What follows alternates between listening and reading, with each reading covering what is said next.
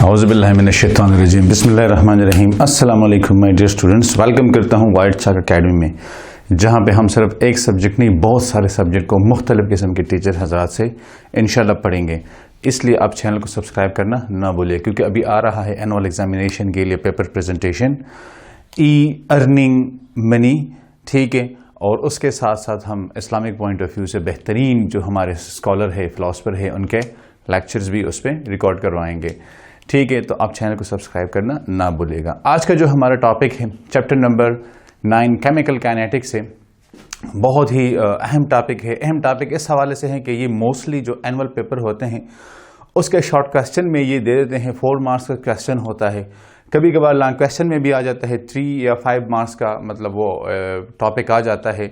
लेकिन किसी भी रिएक्शन को समझने के लिए ज़रूरी है कि हमें एक्टिवेशन एनर्जी का पता हो, क्योंकि एक्टिवेशन एनर्जी इतनी इम्पोर्टेंट है कि अगर हम कहीं के कोई एथलीट है, ठीक है, उसेन बोल्ट को हम ले लें, उसेन बोल्ट 100 मीटर की स्प्रिंट है, ठीक है, और वो ऑलमोस्ट 99.9 मीटर कवर कर लेता है, और जो फाइनल लाइन होती है, आपने अगर देखिए जो फाइनल लाइन होती है, या जो भी वो मतलब यह है कि रख लेते हैं टॉपर्स के लिए कि इस लाइन को आप टच करेंगे तो you will win the race, तो अगर वो 99.99 मीटर कवर कर लेता है और उस फाइनल लाइन को टच नहीं करता, वो विनर नहीं होगा। ऑल्दो उन्होंने सबसे ज़्यादा मतलब यह है कि अगर कवर किया है, कम टाइम में कवर किया है, लेकिन अगर वो उस लाइन को टच नहीं करता, वो विनर नहीं है। एक्टिवेशन एनर्जी बिल्कुल इस तरह है। अगर आपसे कहा जाए कि भाई ये एक बैरियर है, ठीक है, आप इसको टच करेंगे, तो जब आप इसको टच करेंगे तो लेट्स सपोज मैं आपको 1000 रुपीज़ की वो प्राइस दूंगा। आपने यहाँ तक तो पहुँचे हैं, लेकिन आपने इसको टच नहीं किया, लिहाजा you will not be rewarded with 1000 rupees. या अगर हम इसकी इस तरह मिसाल दे दें कि मैग्नेट है, ठीक है, ये मैग्नेट है, यहाँ तक कोई चीज़ पहुँची है, ठीक है, तो हम कहते हैं कि ये अट्रैक्ट क्यों नहीं कर रहा, क्योंकि उसके लिए ज़रूरी है कि इस मैग्नेट के अराउंड में जो सर्कल है, जहाँ तक इसकी अट्रैक्शन मौजूद है, अगर ये उस सर्कल में एंटर नहीं किया इसने, तो लिहाजा वहाँ पे ये अट्रैक्शन नहीं होगी। अट्रैक्शन नहीं होगी तो मतलब ये है कि आपको महसूस ही नहीं होगा कि देयर इज़ अ मैग्नेट जहाँ पे अट्रैक्शन एग्जिस्ट करती है। बिल्कुल इसी तरह होगा। या बायो से अगर हम हिसाब कर ले कि मिलियन स्पर्म में जाए कोई एक स्पर्म जो है ना वो एक को फर्टिलाइज करता है, ठीक है। अगर कोई एक भी स्पर्म एक को फर्टिलाइज ना करे तो आपका जो प्रोडक्शन का प्रोसेस है वो कंप्लीट नहीं होता। एक्टिवेशन एनर्जी बिल्कुल इसी तरह है। किस तरह है देखें, सबसे पहले आपको एक्टिवेशन एनर्जी का पता होना चाहिए कि एक्टिवेशन एनर्जी क्या है। The minimum energy required, minimum energy required to initiate a reaction, to initiate a chemical reaction, to initiate मतलब यह है कि अगर वो उसको स्टार्ट कर लेता है, इसको बेसिकली हम थ्रेशोल्ड वो एनर्जी भी कहते हैं। इसको हम रिप्रेजेंट करते हैं किस चीज से, हम रिप्रेजेंट करते हैं EA से। इसको हम कहते हैं एक्टिवेशन एनर्जी। क्या? एक्टिवेशन एनर्जी EA, इससे हम इसको रिप्रेजेंट करते हैं। और अगर मैं आपको कहूं कि activation energy rate of reaction के लिए कितना इंपॉर्टेंट है, तो ये बहुत ज्यादा इंपॉर्टेंट है, क्योंकि जब तक कोई रिएक्टेंट, कोई स्पीशीज, आपने ये 2 रिएक्टेंट्स दिए हैं, आप इसको कंबाइन कर रहे हैं, ठीक है, अगर आपके पास ये दोनों रिएक्टेंट्स एक्टिवेशन एनर्जी तक नहीं पहुंचते, लिहाजा ये प्रोडक्ट नहीं बनाएंगे। तो ये इतनी जरूरी है। अगर ये प्रोडक्ट नहीं बनाएंगे तो आप रेट ऑफ रिएक्शन कहां से निकालेंगे। तो activation energy rate of reaction के लिए बहुत अहम है, बहुत ही ज्यादा अहम है। लेकिन उसके साथ इसका रिलेशन क्या है, तो उसके साथ रिलेशन ये है कि अगर हम कहें कि rate of reaction is inversely proportional to EA, is inversely proportional to EA और average kinetic energy, average kinetic energy इसके साथ डायरेक्टली है और एक्टिवेशन एनर्जी के साथ इनवर्सली है। अब इट मीन कि जितना आपका एक्टिवेशन एनर्जी मतलब यह है कि हाई होगी, उतनी ही हमारे पास क्या होगा, उतना ही हमारे पास रिएक्शन स्लो होगा। जितना एक्टिवेशन एनर्जी का बैरियर हाई होगा, मैं इसकी ग्राफिकल रिप्रेजेंटेशन से आपको फिर इसको समझाता हूं। अब देखिए होता किस तरह है, जब भी आप किसी मतलब यह है कि लेट्स सपोज हमारे पास 2 रिएक्टेंट्स है, यहां पे मैं इसको थोड़ा सा मतलब यह है कि कर लेता हूं। सपोज हम कर लेते हैं कि सिंपली हमारे पास 2 रिएक्टेंट है A और प्लस B, ये कंबाइन हो गए C प्लस D प्रोडक्ट बना रहे। अब यहां पे ये हमारे पास एक कंटेनर है, इस कंटेनर में ये A है और ये हमारे पास B है। अब ये दोनों कंबाइन होंगे तो ये C और D हमें देगा। उसके लिए जरूरी क्या है कि इन दोनों की एनर्जी इतनी हो कि ये एक दूसरे को मतलब यह है कि वो जो एक्टिवेशन एनर्जी का बैरियर होता है ये उसको टच करे। अब किस तरह, हमने लेट सपोज इसको टेम्परेचर दिया है, क्या किया है हमने यहां पे टेम्परेचर लेट सपोज प्रोवाइड किया है। टेम्परेचर से इसकी जो काइनेटिक एनर्जी है वो इंक्रीज हो गई है। अब काइनेटिक एनर्जी इंक्रीज करने से क्या होता है, सिंपली आपके पास जो कोलिजन होते हैं वो इंक्रीज हो जाते हैं। क्या हो जाते हैं, वो इंक्रीज हो जाते हैं। अगर आपको याद हो तो मैंने आपको प्रीवियस जो factors affecting rate of reaction थे वहां के टेम्परेचर के इफेक्ट में मैंने आपको बताया था कि अगर हम सपोज करें कि हमारे पास 1 ml का गैस वॉल्यूम है, 1 ml का, ठीक है, तो वहां पे अगर हम 10 डिग्री सेंटीग्रेड टेम्परेचर को इंक्रीज करते हैं तो ये आपके पास 4% कोलेजन को इंक्रीज करता है। 4% कोलेजन को इंक्रीज करता है तो इट मीन के वहां पे 10 raise the power 27 collision overall होते हैं और एक particle 10 raise the power 9 collision करता है पर सेकंड।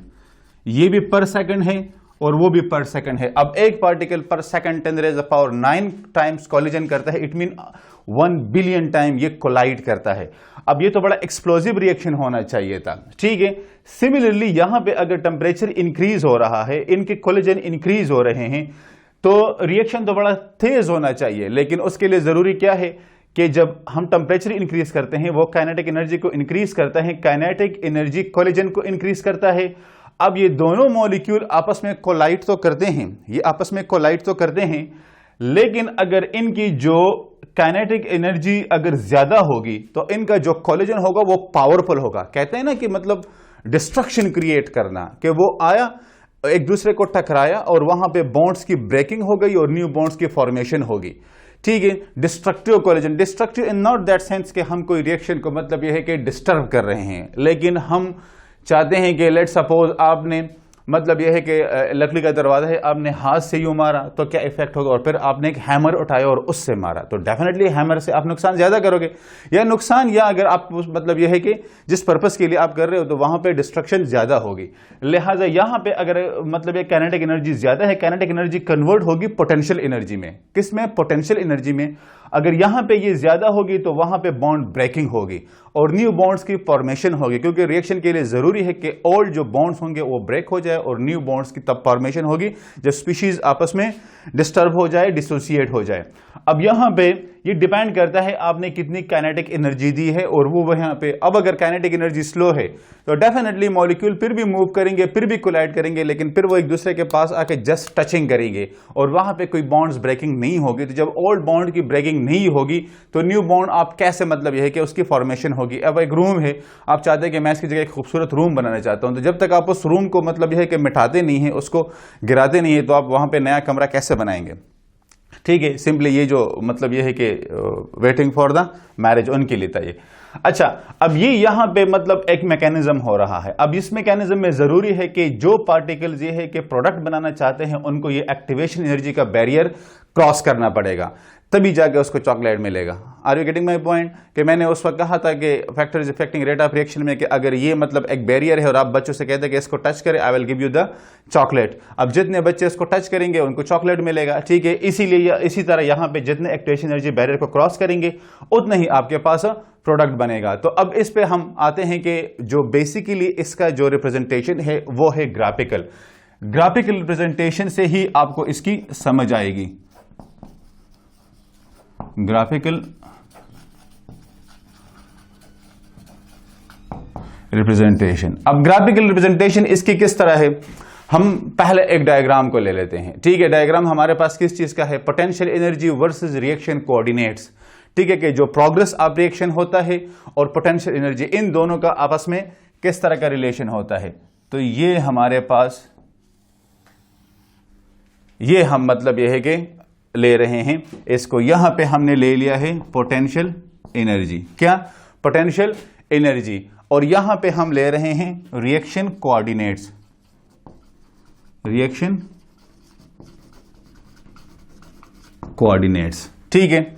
और वी कैन से कि pathway of an exothermic reaction, ये तो आपको पता है कि दो तरह के रिएक्शन होते हैं, pathway of an exothermic reaction, कि हमारे पास एक एक्सोथर्मिक रिएक्शन हो रहा है। अब जिस तरह मैंने आपसे कहा था कि हम सपोज करते हैं कि हमारे पास जो रिएक्शन है वो है A plus B and it will give us C plus D.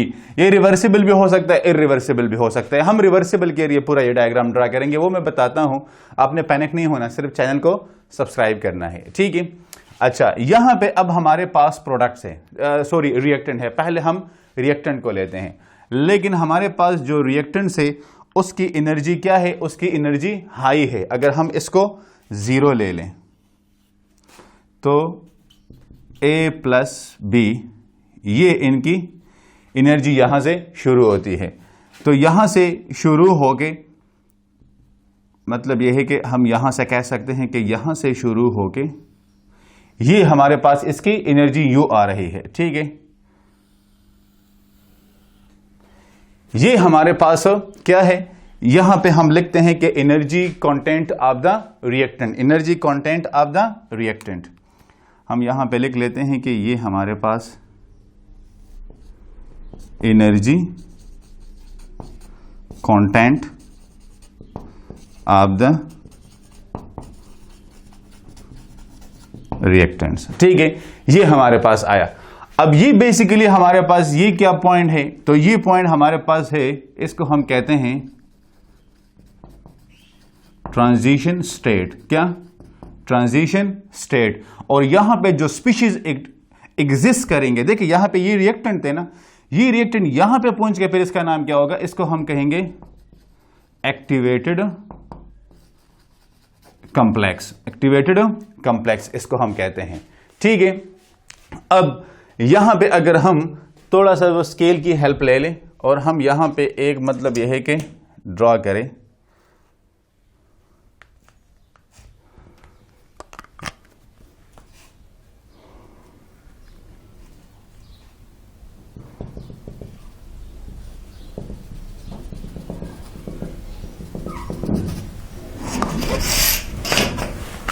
अब इसको अब देखें, ये हमने मतलब यहां पे रिएक्टेंट और ये जो ट्रांजिशन स्टेट है उसके दरमियान हमने एक मतलब ये लाइन खींची है। अब यहां पे भी आप खींचे ताकि आपके लिए फिर ये थोड़ा सा इजी हो जाए।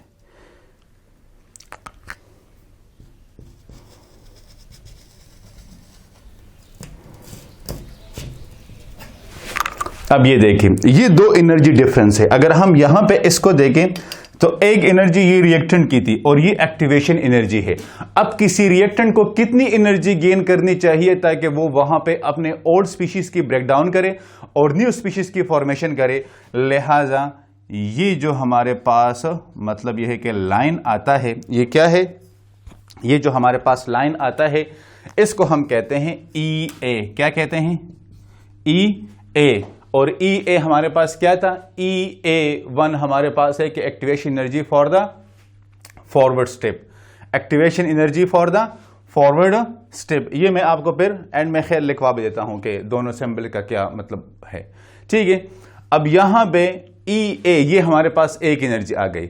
अब एक्टिवेशन एनर्जी यहां, अब यहां से जो प्रोडक्ट की एनर्जी है वो लो है as compare to the energy of the reactant. तो यहां पे हम इसको इस तरह मतलब यह है कि अगर हम यहां पे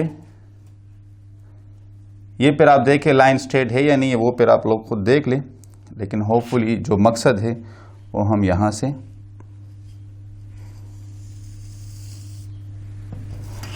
ठीक है, जो मकसद है वो हम यहां से हासिल कर सकते हैं कि ये जो फिर डिफरेंस आ रहा है यहां से और यहां से लेके ये वाला, इसको हम क्या कहते हैं, इसको हम कहते हैं डेल्टा H। क्या कहते हैं, delta H, energy of reaction. क्या हम कहते हैं कि energy of reaction delta H, और यहां पे डेल्टा एच की वैल्यू क्या होगी? तो डेल्टा एच की वैल्यू हमारे पास होगी नेगेटिव। क्या? क्योंकि ये एक्सोथर्मिक रिएक्शन है तो इसकी वैल्यू हमारे पास क्या होगी? ये नेगेटिव होगी। क्या होगी? ये नेगेटिव होगी।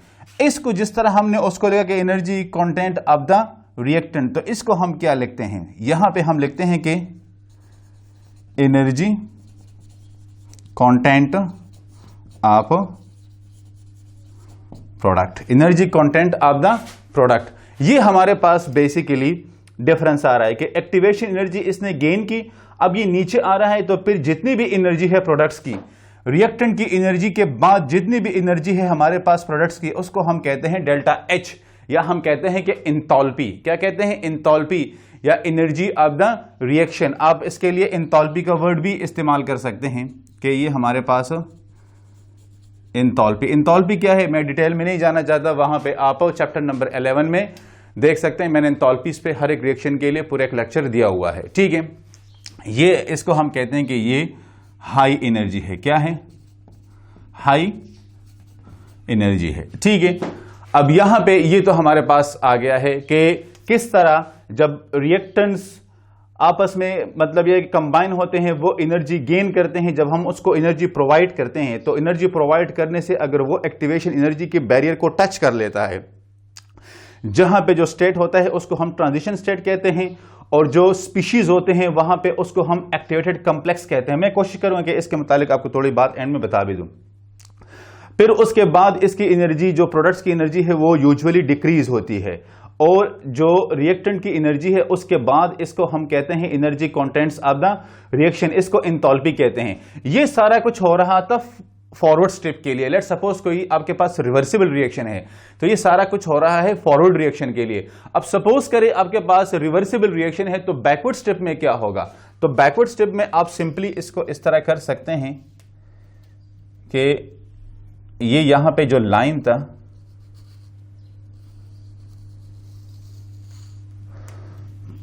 ठीक है, यहां पे ये वाला जो लाइन था इसका, और ये इसको आप मतलब ये है कि EA2, और ये हमारे पास क्या है? ये हमारे पास activation energy of backward step है। क्या है? Activation energy of backward step. ठीक है, कि अगर आपके पास रिवर्सिबल रिएक्शन है तो फिर यहां से एनर्जी मतलब यह है कि इंक्रीज होगी और इस तरह का ये प्रोसेस आएगा, तो फिर आपको greater amount of energy required है। क्या है? Greater amount of energy required है as compare to the forward step, क्योंकि वहां पे रिएक्टेंट्स की एनर्जी ऑलरेडी ग्रेटर थी। यहां पे प्रोडक्ट्स की एनर्जी, तो रिवर्स स्टेप में ये हमारे पास रिएक्टेंट्स होंगे तो इसकी एनर्जी लो है, इसके लिए ग्रेटर एनर्जी रिक्वायर्ड है ताकि ये फिर वापस पहुंच सके। तो it was all about the exothermic reaction. उस स्टेप के मुतालिक हम ये बात कर रहे थे। अभी हम बात करेंगे सेकंड हमारे पास जो एंडोथर्मिक स्टेप है, कि एंडोथर्मिक स्टेप में इसका फिर प्रोसेस किस तरह होगा। तो आप इसका स्क्रीनशॉट ले लें ताकि इसको हम साफ करें। So okay, now we are moving towards the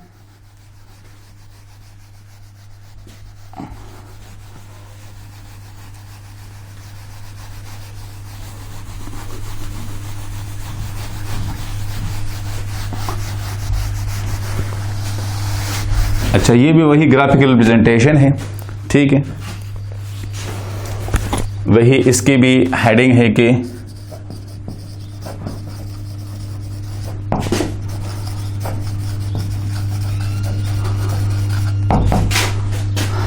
और A+B give us C+D reactant and product.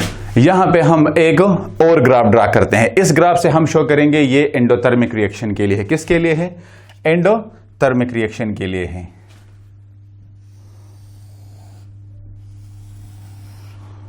यहां पे भी हम लिख लेंगे कि पोटेंशियल एनर्जी,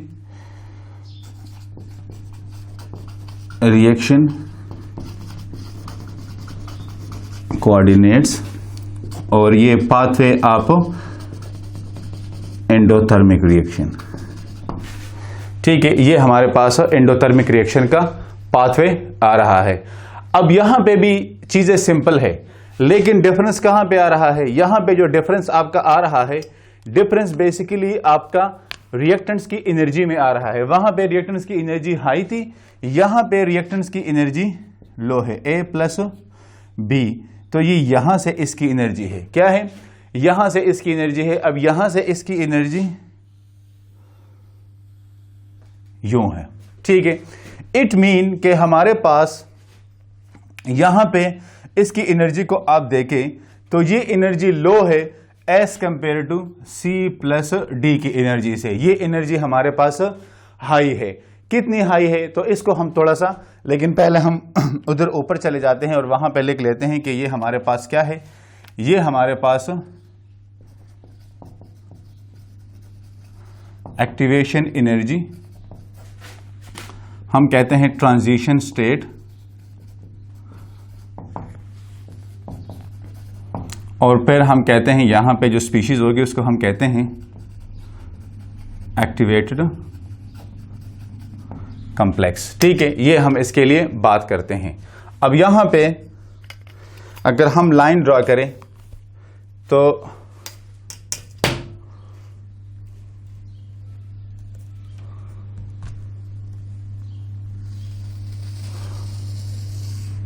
ये हमारे पास आ रहा है इसके लिए, ठीक है, कि एक एनर्जी हमारे पास ये आ रही है, ठीक है, और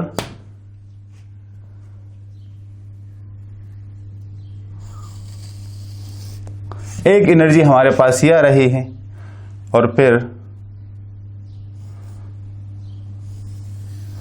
एक एनर्जी हमारे पास ये आ रही है। 3 टाइप्स की एनर्जी है मुख्तलिफ किस्म के रिएक्शंस के लिए, ठीक है। अब किस तरह? इसी एक रिएक्शन में ये 3 स्टेप्स है। अब इस एनर्जी को आप देखें और ये सेकंड को देखें तो ये हमारे पास एक्टिवेशन एनर्जी वहां पे वो E1 था, तो ये EA2 है।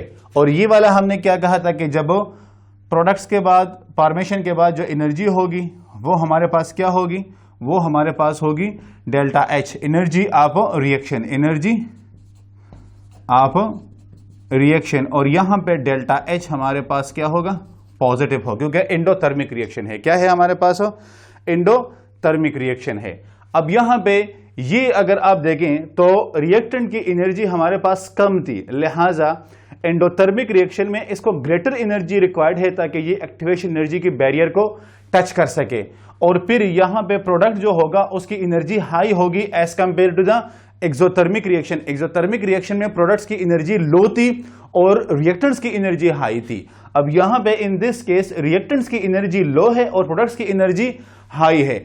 वहां पे जो रिवर्स स्टेप हो रहा था, रिवर्स स्टेप में हमारे पास ज्यादा एनर्जी रिक्वायर्ड थी, हमारे पास ज्यादा एनर्जी रिक्वायर्ड थी। यहां पे अगर हम बात करें, ये जो हमारे पास बैरियर आ रहा है,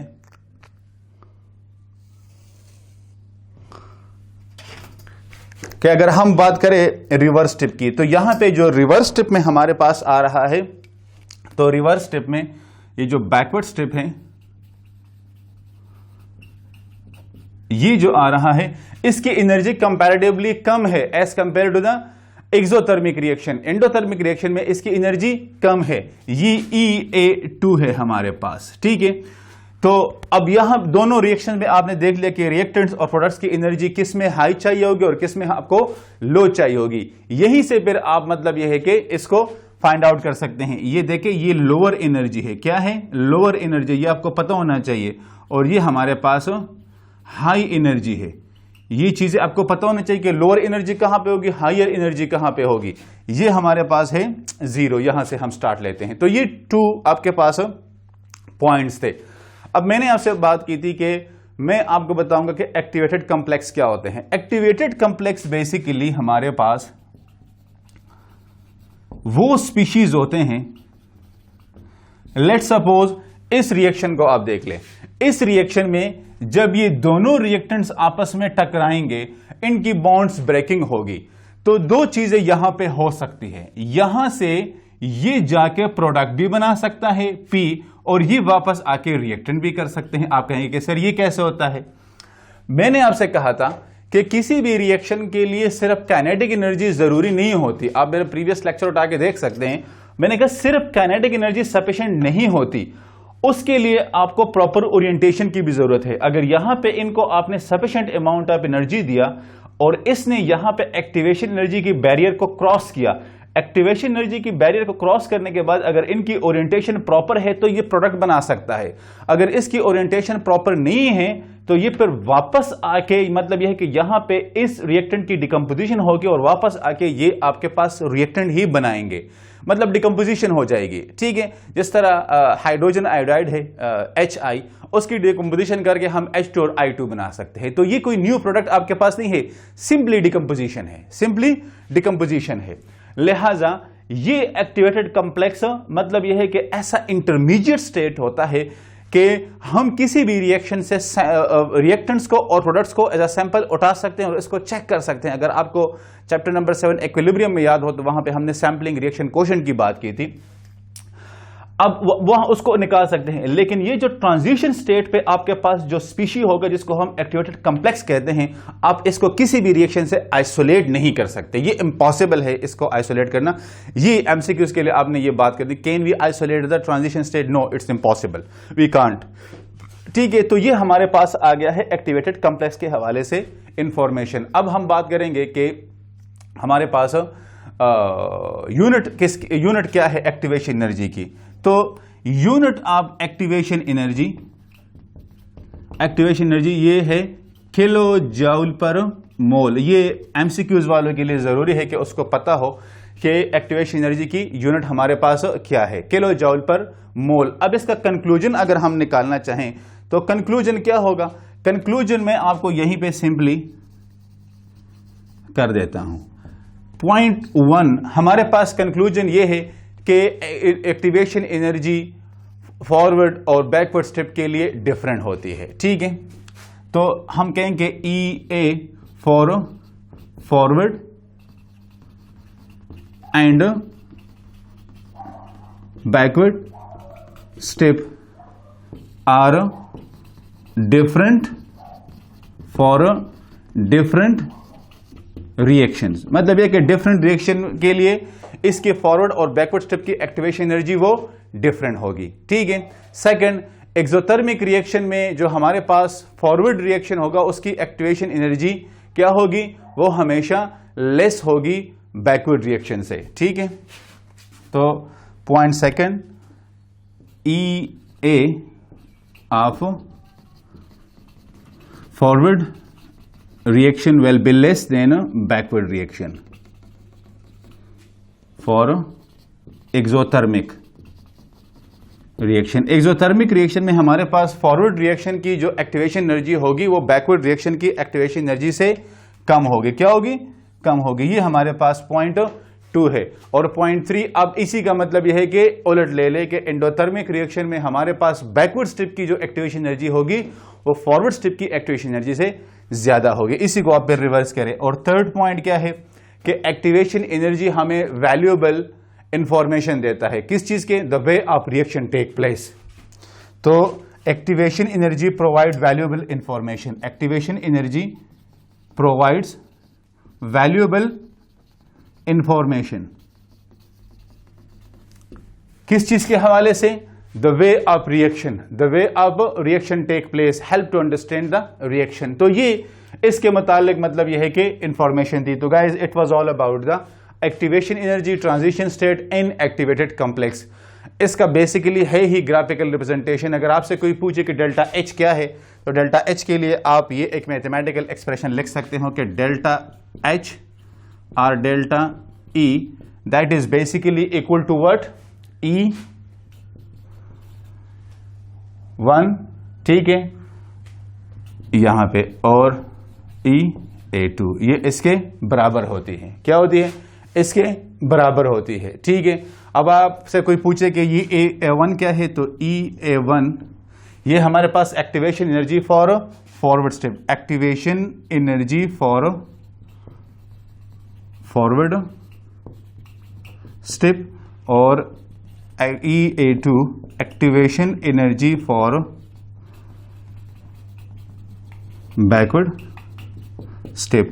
ठीक है, तो इसका ये फॉर्मूला है। इसको आप मतलब ये है कि बोलेगा नहीं क्योंकि ये बहुत ही ज्यादा ज़रूरी है आपके रिएक्शन के लिए, ठीक है। बाकी rate of reaction is inversely proportional to the activation energy. तो होपफुली आपको समझ आ गई होगी। फिर भी अगर कहीं पे कोई कन्फ्यूजन है तो कमेंट्स एरिया में लिख सकते हैं।